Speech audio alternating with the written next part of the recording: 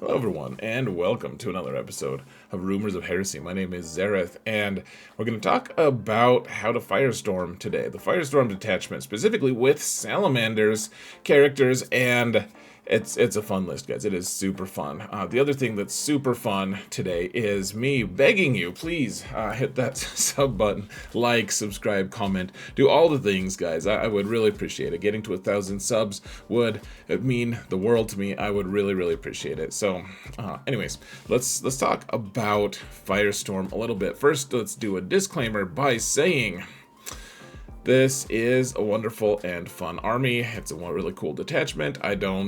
I'm not deluded enough to think that it's the best detachment in the Marine Codex right now. I think especially like Ultramarines just have crazy characters. They have really cool detachments that support them really well. Vanguard and Gladius both do really well with Ultramarines. And so, yes, Ultramarines are probably better.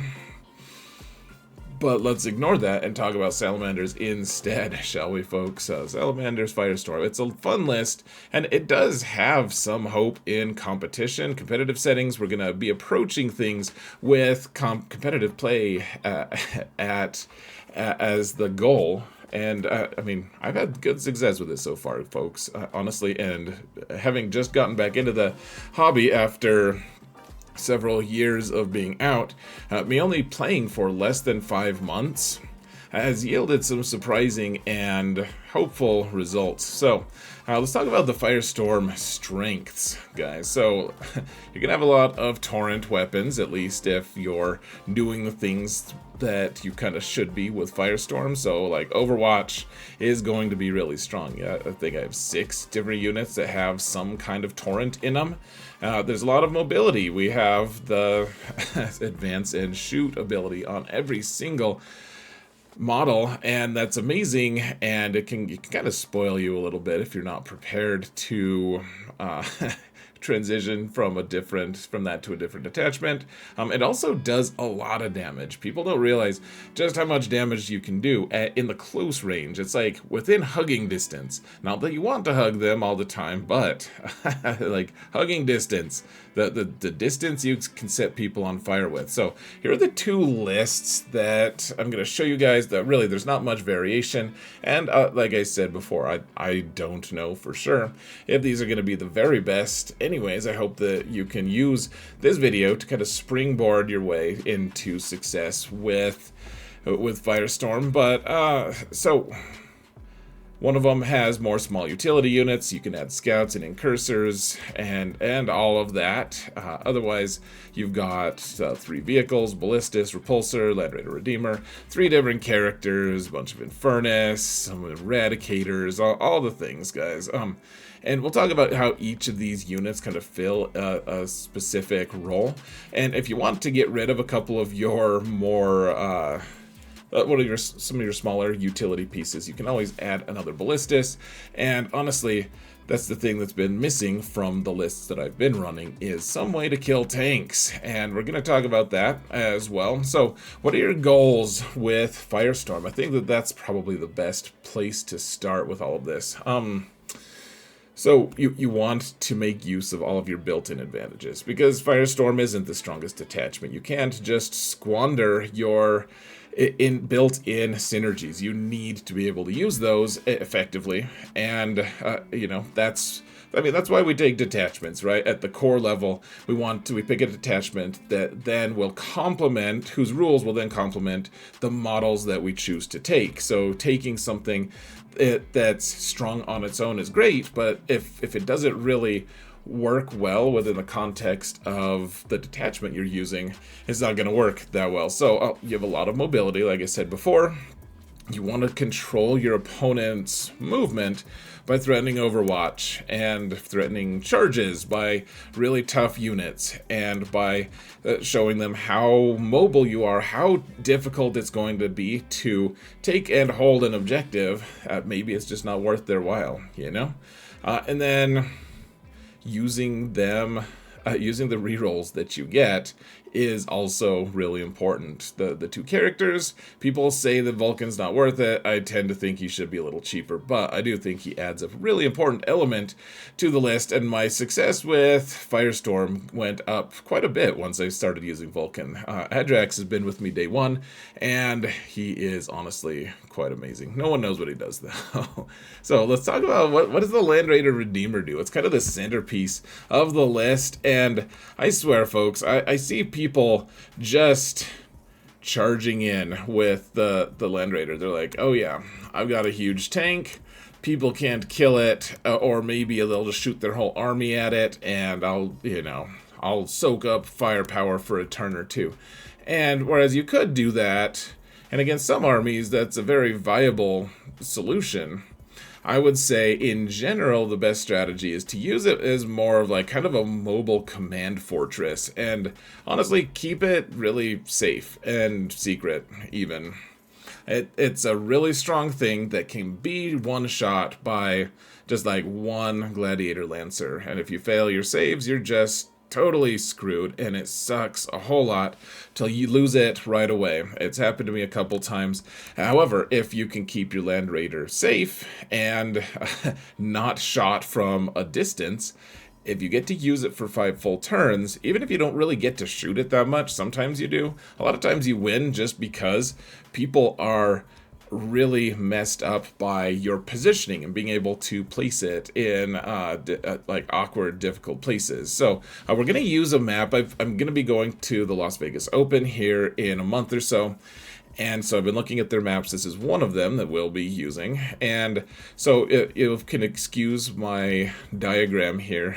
So the Land Raider Redeemer would want to get kind of behind those crates. Now those crates are line of sight blocking, so you're able to just stop people from being able to shoot you, and there's a lot of different aspects to using the Land Raider here. So first off, of course, you're threatening this expansion objective that you're close to, so you can be able to take that, hold it, all of that stuff. And then if you need to, you can drive over those two little, the little barricade thing that's blocking line of sight. You can drive over that because it's just a 2-inch ruin, or 2-inch obstacle, so it blocks line of sight. But if you drive over it, then not only can you threaten the middle objective really well, you can also threaten the bottom objective if you really want to. That's kind of a stretch goal a lot of games, but sometimes you really need to, and you can kind of protect your home objective as well if you want. So it's got a lot of different threatening points. Even if you can't shoot it at anything just by standing there, if anyone does poke their head in, they're not going to appreciate it at all, and you're staying out of those main firing lanes. So yeah, you can get to those to all of these objectives. You can also advance with the Land Raider, so it's got 12-inch move plus whatever you advance with, and then the flamers are only 12 inches, but I mean it's a lot. A 25-inch minimum threat range is going to get, as long as you're in the middle of the board and don't have to do a ton of pivoting, you can really get to a ton of different places on this. And as you'll see with Vulkan, you can really do some crazy damage with this thing. Even if you don't have anyone in the Land Raider, which you probably want to, you really want to keep it. You want to keep it alive, and then you want to be able to threaten things really well. You're going to be able to do some damage. You don't want to waste that tactical positioning, though. So as long as you can keep the thing alive, obviously it's going to be a huge threat. And in the end game like at the very end, people are going to have way fewer resources, or they're going to be in weird places on the board trying to get points, scrambling to react to all the other stuff you've got going on. And that Land Raider can step out and just destroy people, do Overwatch, do all the annoying, obnoxious stuff that you normally can. So the idea is to use it as a control piece, folks. Yes, it can do damage. Eventually you want it to do damage, but initially, like turn 1 and turn 2, or even turn 3, sometimes turn 4, you just want it to hang out and threaten everything on the board if you can, and have it stay alive. You also have Bladeguard, and I keep Eradicators in there as well. You put the Bladeguard with Adrax, and you put the Eradicators in there, and you can use them to like kind of sortie out. If it's a fortress, you can kind of just have them come out of the Land Raider and, you know, melt things, or you can have the Bladeguard come out and chop things into pieces, and you know, there are even stratagems actually that will let you get those characters back into the Land Raider, though it can't be on the same turn that they disembarked, and you can't do it if you already have a unit in the Land Raider, so it kind of has some limited use, but it's still doing some cool stuff. So let's talk about Bladeguard, because yes, the Land Raider is pretty cool and it's menacing.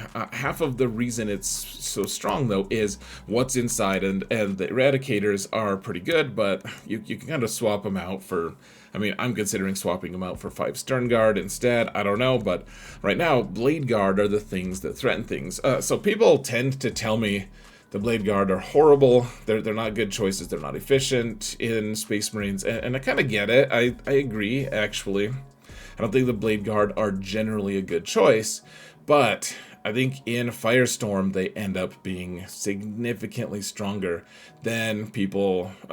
People are always like shocked, like, really? The Bladeguard killed me? I'm like, well, yes, absolutely, and I'll explain why. Firestorm are a really strong exception to it, because even if they don't have Oath of Moment to help them, which sometimes you're going to have it, sometimes you obviously need to use it to do other things, like we'll talk about, but you can choose to reroll ones to hit. A lot of times, depending on what you're going into, sometimes you want to have the invuln save rerolls as well, but you reroll ones to hit. And then you have a strat, which is, what, Crucible of Battle, that gives them all +1 to wound. And then Adrax gives them full rerolls to wound in melee. So you charge in, they can all do 2 damage each, Adrax can do 3 damage, and yes, there are some things that may be tough for them to kill, but for the most part, they're gonna do a whole lot of damage. They kill so much stuff. I've had them one-shot an Avatar before, even though he reduces all their damage just to 1, except for Adrax does 2, I guess. That's a little on the side of lucky, but you know, Catan, like, it's not surprising when they go in and it, like, I've had them go in and kill a Norn, and then, or like they almost killed it, and then a Tyrant comes in and tries to kill them, and instead of them just wilting and dying and not killing anything, they end up exploding both of those big creatures and then go and charge a Tyranofex and kill that too. Like, they're amazing, because you get to reroll wounds, which is just an enormous thing, and +1 to wound all, like, guarantees, obviously depending on what the other of the opponent's modifiers are and the units, all that stuff, but like, if you get to always wound no matter what, you're strength 5, but as long as you can wound on 5s with a reroll, you can do a lot of damage. That reroll makes them so ridiculously consistent, and it also makes it so that you don't need to use Oath of Moment, which has been buffed to kill the thing that they're targeting. They can just reroll ones to hit, and then just demolish whatever they're targeting in melee. Even if something's tough 10 or higher. That's really good. Try it sometime, guys. And in a Land Raider, they've got some pretty good threat range. Land Raider can move 12, they disembark 3, charge D6 or 2d6. Obviously, you know how that works. But then they also can just get out of the Land Raider, move their 6 and charge, and if they're in a central position on the board, they can just kind of attack wherever they need to be. They are kind of a late game piece, so I would recommend not spending them immediately unless it's absolutely necessary. You can also add a lieutenant to give some lethal wounds and the ability to fall back and shoot charge. It's not bad, it's just, with what points, man? Do you really need a lieutenant? It's nice to get some power fist attacks in there. Adrax is strength 10, but it's nice to have a strength 8 weapon as well. And then you can have the Champion of Humanity enhancement, which then lets them ignore all modifiers. So there's some boosts and benefits to that. I haven't tried it yet. You have enough room in the Land Raider, even if you have 3 Eradicators, you have 1 spot left, so you could add a Lieutenant. It's just you're already spending almost 300 points on a unit. So, anyways, yeah, like I said, it's a mid-game squad, guys. Don't use it right away. So we'll talk about them in just a little bit. More, I think. We'll have them on the diagram some. But Vulkan and the company heroes.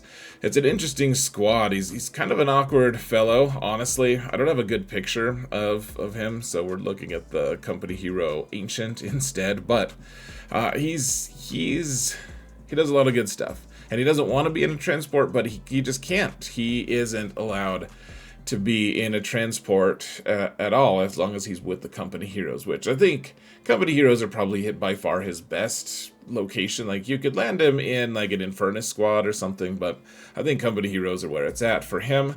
And with company heroes, though, that means they're a Tacticus unit. He is not, which means there is not a dedicated transport that he and the heroes can actually ride in.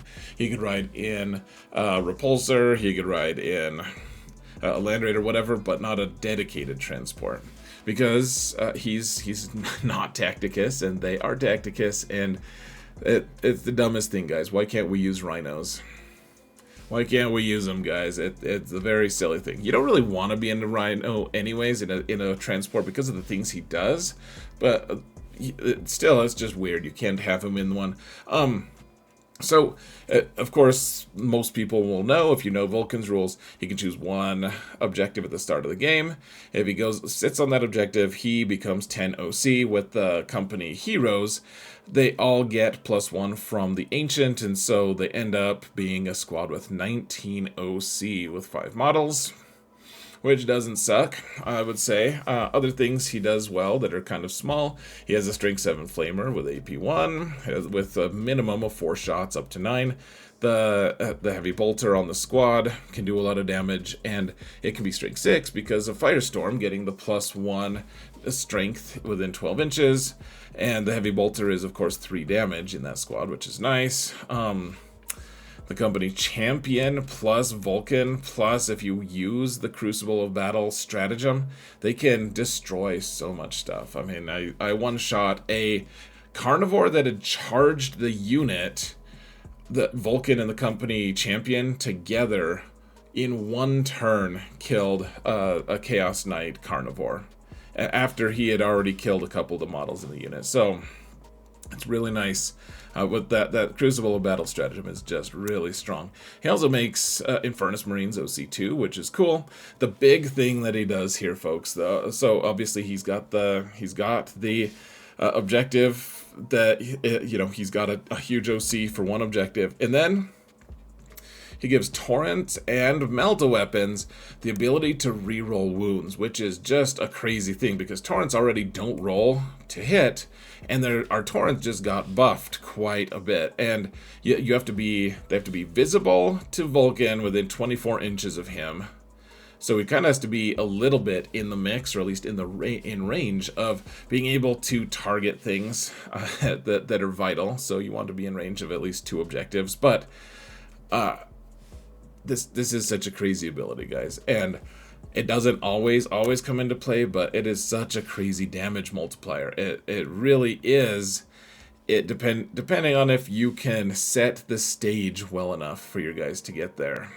So a lot of times you don't want to use this in conjunction with Oath the Moment, but it can be really strong if you want to do that. Obviously, Oath the Moment gives us +1 to wound now, and so, of course, having Oath the Moment is really nice, but you can kind of just use this as a second Oath, because whatever he targets, if you have enough things that can shoot that thing with Torrent, it's just going to die, and very similar to the way Oath the Moment is going to work for us. So, it is very similar to having a second Oath the Moment. And I know that Gulliman has 2 Oath the Moments if he wants them, all of that stuff, but this is kind of the Salamander Firestorm version of it. So things that are really nice about it. First off, the multi-Melta on a Land Raider Redeemer gets to reroll to wound, which is crazy. It's already strength 10, usually, because it's within 12 inches, and Firestorm gives us +1 strength to our ranged weapons. And then beyond that, though, the Firestorm cannons, whatever they're called, the big ones, the ones that do 2 damage each, also get to reroll to wound, and because they're strength 7, even against a really strong tank, even a tough 12 tank, you get to roll 5s to wound, and then you get to re-roll them, which is just so crazy. You can one shot Tyrannid monstrous creatures so easy with this. It is absolutely ridiculous when you get to use the Land Raider with it. You can also use Immolation Protocols with the Van Vets, which we'll talk about pretty soon actually, but Immolation Protocols gives devs wounds on torrent weapons, and so you have the Vanguard Vets, which all have Hand Flamers. You get an average of 37 hits with them, and if you can spike, you can re-roll to wound. Dev wounds, they're only strength 4, but if they're dev wounds, you get to re-roll them. You get something like 11 or 12 on average, something like that, of mortal wounds with that squad, just using this ability, as opposed to just getting like 5 or 6 without it. It makes it so much more consistent and powerful. I mean, you don't always get to live the dream, but you don't want to hurt yourself by like forcing the issue, trying to get to use to live the dream, but it is an extremely powerful thing, guys. And then it also, you want to keep some Infernus near him, just so you can use the Infernus to benefit from it as well. So on this map, I'd have Vulkan start kind of behind these. You don't want to get shot right away, but over the course of like the first 2 turns, I'd want to get him onto the objective, just so we can threaten the other objective if you want. He's holding the one that's kind of tough to get to.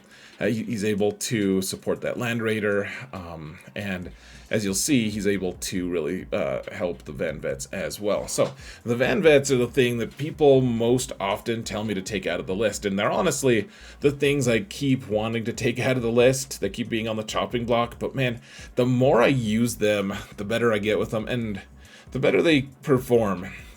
You really kind of have to get a feel for them, though. It takes a while. There's a lot of reasons people want me to get rid of them, though. So the cost over 300 points if you put a captain with them, which I think is necessary, because he is giving them all of the... He gets to pretend like he's a tyrant, a hive tyrant, or Roboot for that matter, handing out stratagems, but he only does it half the rate those 2 guys do it. So, but he does help, because you really, really want as many CP as you can in this with this detachment. You're so CP poor, frankly. I mean, so they die like any other Marine. They don't have storm shields. They don't have invulnerable saves. They only have strength 4 flamers. The rumor is that they're going to get deleted by Games Workshop next time, like in 11th edition. They'll go into Legends, like the Thunderfire Cannon did. So lots of reasons people want me to get rid of them. And it just takes a lot of practice, like I said. But they can be so crazy, folks, if you use them well. They can do so many things. So if you only want to use their flamers, you can use their advance. So their jump pack unit, they have 12-inch move. So plus whatever the advance is, you can get pretty far with them if you only need to use the flamers, which sometimes that's what you need. You're like, oh, hey, there's someone on an objective. I'm going to go delete them and also be in a position that no one is going to be able to see me. So I'll just kill that squad, and then I'll be hidden for the next round, and they can go somewhere else. They average somewhere around 38 hits with their flamer, which, I mean, it can do some really good work, especially if you spike pretty well with the numbers. Like, you can kill a ton of stuff. Your Overwatch is honestly pretty obnoxious. It takes a long time to roll it, actually. Where it gets really crazy, though, is what I described earlier with the Immolation Protocol stratagem. It costs 2. The captain, of course, gives you a discount down to 1 on this, and you get dev wounds for that squad with Immolation Protocol. So, of course, you're going to be using Hand Flamers on all of them, including the captain, and somewhere around 6 dev wounds with 38 hits. But if you get to live the dream with Vulkan using his Forge Father ability, which lets you reroll wounds with Torrent, you end up with 11 dev wounds plus whatever else you're able to get with just normal wounds, and of course it ignores cover. And then a lot of times they can charge, and whereas their weapons are only strength 5, they only do 1 damage, they still do some cool stuff. Like the captain with them gives them +1 strength, which goes really nicely with your ability to then give them +1 to wound, either with Oath of Moment or with your Crucible of Battle stratagem. Then they also have lethal hits on the charge, and you can do some, like, people don't realize how much damage this squad can do. They can ruin a lot of things. Like, on average, they're going to kill a Catan or Avatar. Sometimes it costs a lot of resources, but man, they truly, really can kill those guys. It's absurd. They'll kill most tanks because they're able to, like with lethals, with the Power Fist, and with all of their other attacks, Crucible of Battle, with the rerolls to wound on the Flamers sometimes. I mean, there's like so many options with them, and that's what's tough to get used to, right? You're like, okay, do I advance and then just use the Flamers? Do I just move 12 and then Flamer them and charge them? Do I Flamer one squad and charge a different one? Do I get Vulkan to be able to see a squad and then be able to set them on fire with that, and then I can charge a different thing, I can charge that squad? Like, there's all these different options, tons of options. If they have the Oath of Moment to help them, they can kill a full, at least most of a full 10-man Terminator squad. It is, honestly guys, their output is tremendous if you know what you're doing with them, and that's the thing about it. They can do a lot, but it takes a lot of practice. It takes a ton of practice to understand what their limitations are, and honestly to position them in a way that isn't just gonna get them shot off the table on turn 1 or 2. You need to protect them. They are a valuable asset, and you need to protect them. And so on the board that we're looking at, from Las Vegas Open, this is where I put the Van Vets. I put them right there on the wall. In Las Vegas Open, if you position your guys 1 inch from the wall, you can't get charged by anything outside of it. A lot of the current tournament circuit doesn't allow that rule. They could be charged, and so you maybe find a slightly different place to put them, but they want to be in a place that they're not going to get shot a bunch, or even at all if you can prevent it, but they're within range to really threaten every part of the board. That's where you want them, and you want them close to Vulkan, because Vulkan does Vulkan things, like we were saying. He's out of his Vulkan mind, right? So, yeah, you really want to avoid other people initiating contact with them. Yes, they can do okay, but gosh, they'll get deleted so hard if you let them be destroyed for no reason. So in some cases, you maybe want the Land Raider a little farther in, closer to that top wall, and have the Van Vets kind of swap spots with the Land Raider. Maybe you want that. Just depends on your situation and circumstance. Like I said, you're going to have to practice a lot, but you want them in a place that's going to be safe, but also has access to a lot of points on the board. Now, Repulsor Executioner. This one is also one that I keep wanting to just not have it anymore, but the moment made it so much better. I'll tell you what, guys, the reason I hate this tank, and by the way, this is the plasma incinerator cannon. That's not the one I use. It just looks cooler. The guy who painted this army did a magnificent job, and this cannon looks so much better than the heavy laser destroyer. But the thing that has made this tank so frustrating is I've only ever given myself one good long-range option with it to kill other tanks, and I didn't have the improved Oath of Moment that gives +1 to wound, and so the heavy laser destroyer has the potential to kill like basically anything in one turn of shooting, and it just never happens. I'm on a brutal streak of it just doing almost nothing, and my opponents almost always saving the invulnerable save or cover save, whatever they have on turn 1, and it's so or I just can't wound because it's a 3-up to wound, even some of the weaker vehicles, and so that's why I hate it. It never kills things long range, and then it's only got a 3-up save, and it just friggin' dies so often. But the moment just got buffed, and there's other reasons this tank is awesome. Not for its long range firepower, which is honestly really impressive with potential, but it's there's other things here. So Yeah, if it's the only thing in your army that can do consistent long-range damage, you're going to get disappointed, guys. It's just not going to be consistent. That's just the brutal, frustrating truth. And, of course, it's, like I said, a 3-up save is just not nearly as strong as a 2-up save, like the Land Raider has. With the new Oath of Moment rules, it means all of its weapons wound on at least a 5+. And remember, that goes really nicely with its +1 strength within 12 inches. It's a tank that wants to kind of get close. It wants to get close, and like within hugging distance. And then it has a huge amount of volume fire, which could maybe kill a tank, who knows, or you could kill a tank with the big gun and then use the rest of it to shoot infantry, and or you can just, I mean, if your strength 4 guns can wound a tank on a 5+ and it's got as many shots as it has, you're saying there's a chance. So the thing that's really nice about it is you can split your fire and have it be super effective.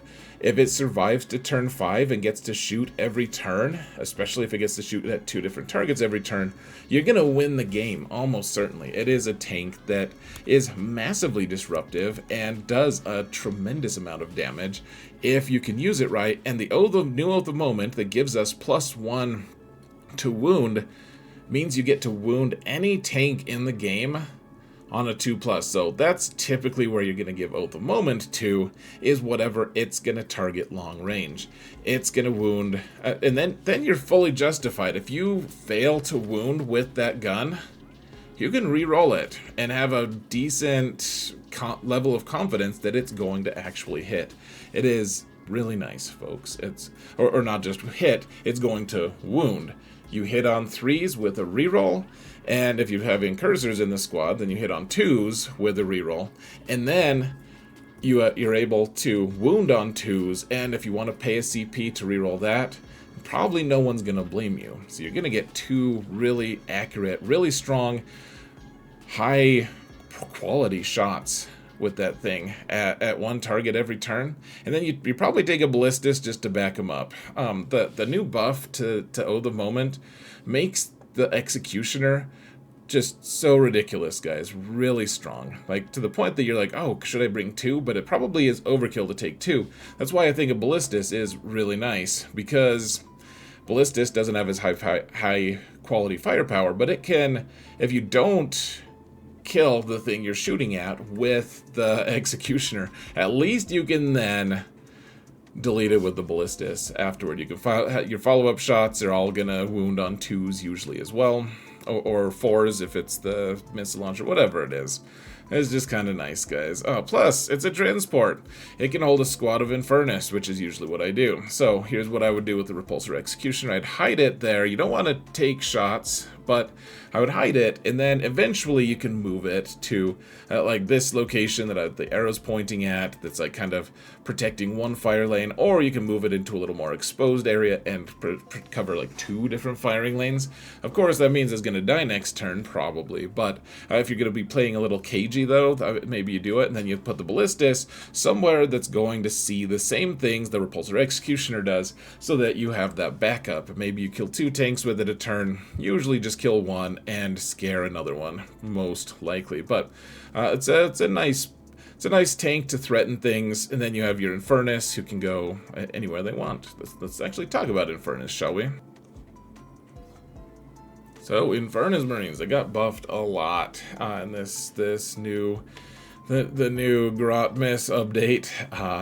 They got an AP1, which is honestly that's a massive boost, because they already ignored cover. So it, like, a lot of times you're like, oh hey, look at that Stern Guard, or any number of Marine guys that have a bolt gun that has AP1. It looks cool, and then someone's like, oh, I randomly have like my character's tail is hidden behind a ruin, and we all get cover. Like, okay, cool, man. Good for you. Like, AP1 does nothing. But they already ignore cover. So the AP1 is actually significant against almost every target. They're all OC2 if you have Vulkan on the roster, which doesn't always come into play. You don't use them to hold objectives that often. But when you need to, when you get everyone onto the objective just to pile on as much OC as you can, it's nice to have 2 on each of them instead. And with Oath, if you choose to use Oath Moment with them, guys, with Strength 6 Flamers, because remember, it's Firestorm, you get +1 strength, and because it's only 12-inch range, every time you shoot it, it's strength 6. The move from strength 5 to 6 is significant. If you're trying to target infantry models, it is significant. Like, for instance, if you use Oh the Moment against a squad of Orc Boys, you're going to be +1 to wound against them as well. So your 6 strength is going to wound on 3s normally, down to 2s. So you get 17 hits on Orc Boys. On average, with 5 of them, and you're gonna wound with what, like 14 or 15 of them, like just insane. For one squad of 5 guys, you're gonna do that much damage, and then you have another squad probably waiting in the wings to do the same thing. I mean, Orc Boys, and you're using Oh the Moment. That sounds really nice. Obviously, we don't always get to live the dream, but it's a crazy thing, guys. That strength 6 makes a lot of things a lot better. And the fact that you're AP 1 as well, I mean, you're just gonna melt Marine squads too. I mean, the same thing against a Marine squad. Go up to a 5-man Marine squad with Oath of Moment. You're wounding on 2s. They have to take 14 saves at -1. That's not bad. That's 7 failed saves. Yeah, it only kills 3 Marines, but that's with 1 squad. That's it. And you don't have any drama of having to hit because you've already auto-hit. It's really nice. I like to use these guys near Vulkan. You also kind of, put them in the Executioner. And people were already, honestly, guys, people felt like it was embarrassing to complain about Infernus. They're like, dude, that's like one of the worst units in the game. It's got this stigma. And then they're like, really? You did that many strength 6 hits? Like, they get normal saves, but strength 6 at enough volume is really impressive. And especially when Vulkan is there letting you reroll to wound against certain things, it starts to be intimidating. And now they're +1 AP. It's pretty ridiculous and awesome.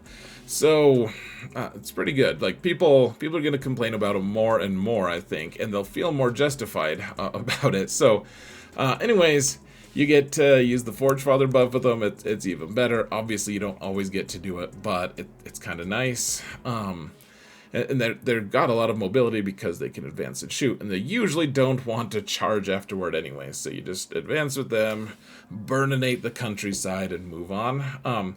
So apparently I spelled Infernus without an F, so Inurnus. I just don't give an F about how to spell it, I guess, guys. But so you can see where one of the Infernus squads is. Well, it's in the Ripples or Executioner, so you can get them out to support Vulkan, or just, destroy something that your opponent loves. The other Infernus, typically early game, I'll use it to screen somewhere, so you can see the arrows pointing, like, here's where they would be, kind of just blocking your opponent's entryway to get to your home objective, and screen them away from being able to actually, rapid ingress, or even just come in for reserves, or whatever. You can use them as kind of a speed bump unit if you need to, that also threatens to overwatch, so it messes with your opponent's plans as well. And so the Infernus can go well. And then finally we have like all the different chaff units and the scoring units that you can take. So like scouts, they'll typically be in the center, and then I'll scout move them far enough away that they can do uppy downy, and then they'll come in on turn 2 or 3 and take over for your Infernus. So the Infernus can go do stuff, and the scouts can then be the ones to screen to keep your opponent from being able to take guys in, bring guys in from reserves or whatever. You can see that the infiltrators, I tend to just put them in the home objective because you really need to protect from people deep striking in and taking your home objective a lot of times. So even though they're infiltrators, their 12-inch bubble of no deep strike or reserves is really nice there, and that means you don't have to put other squads in the back to also cover them. They can cover their entire, like, that's a pretty massive, that 12-inch bubble that they have. And then you can have your incursors, if you take them up against the line, like, because against that terrain, because they have the scout move, and then they have line of sight down at least one different firing lane, or they can poke their head in and light something up that's down a different firing lane. There's a lot of different uses for all these different things. You can see the scouts have replaced the Infernus up on the top. And then I have scouts, you know, that because they can come in from reserves, they can also get behind enemy lines if your opponent has stopped screening them. Like, the scouts are nice because they stop your opponent from, like, they have to screen you out, and that requires resources and time on their part. Like, it requires them to actually react, and eventually we'll probably be talking about more advanced plays with this and everything. I do think I'm going to be taking this to one final tournament because my Gladius list is not ready for the RTT that's coming up in a week, but so I think I'll be able to get one good battle report from a tournament with Firestorm, with the improved Firestorm. I'm actually really excited I get to use them one more time before I switch a little bit more, I don't know, long-term, permanent-ish to be going to Gladius. You know, I'll have two GTs, one of them being the January Open that happens here in Denver locally. It's a 6-round GT. It should be cool and good and fun, and then that's the weekend right before we go to Las Vegas Open. So I'll be going to Las Vegas, and you know, we'll be doing battle reports for all of those, a whole tournament report. Hopefully we'll take a lot of pictures and stuff. Should be fun, guys. So I think that's it, actually. That's it as far as just the plans on how the units work and where they're going to be placed and everything. At some point, I mean, it's just tough to describe how to play with these guys, right? Like, I've kind of told you what we're trying to do, what we're trying to target. Hopefully we can get a few games in. The RTT will hopefully be able to elucidate some of these factors better. But anyways, guys, if you liked this video, if you like videos like this, the kind of just deep dives into what units I'm using, how to use them, what things I should be taking into account, like, let me know in the comments. Hit that thumbs up button, subscribe. You can even ding that stupid bell that everyone's always telling you to friggin' ding, because apparently it's helpful somehow. You don't have to, guys. Don't do it. It's a trap. It's a trap. So that's it. Let me know, though, guys. Like, people are gonna say, why don't you use aggressors? And I'll just say, they die so easy, guys. They die so easy, and they're really slow. And I would rather have Bladeguard. Bladeguard output is just so crazy with Adrax, and they're cheaper. They're cheaper to use Bladeguard with Adrax, and you can fit something else in the Land Raider. So when people ask that, that's what I tell them, and I guess I wanted to say that in this video as well. So anyways, I think that's it, folks. I'm sure I missed something. I can't cover every single aspect of this army, but guys, it works really well. Honestly, it's a lot of fun to use, and I've come within like 1 point of winning like 3 or 4 different RTTs in a row with a list similar to this, and that's before everything got buffed. So really curious to see how this next one's gonna go. Anyways, my sign off has taken about 20 minutes, so I'm gonna let you go here. Guys, thank you all so much for watching, and remember that if you didn't hear it from me, it's probably heresy. Take care, folks.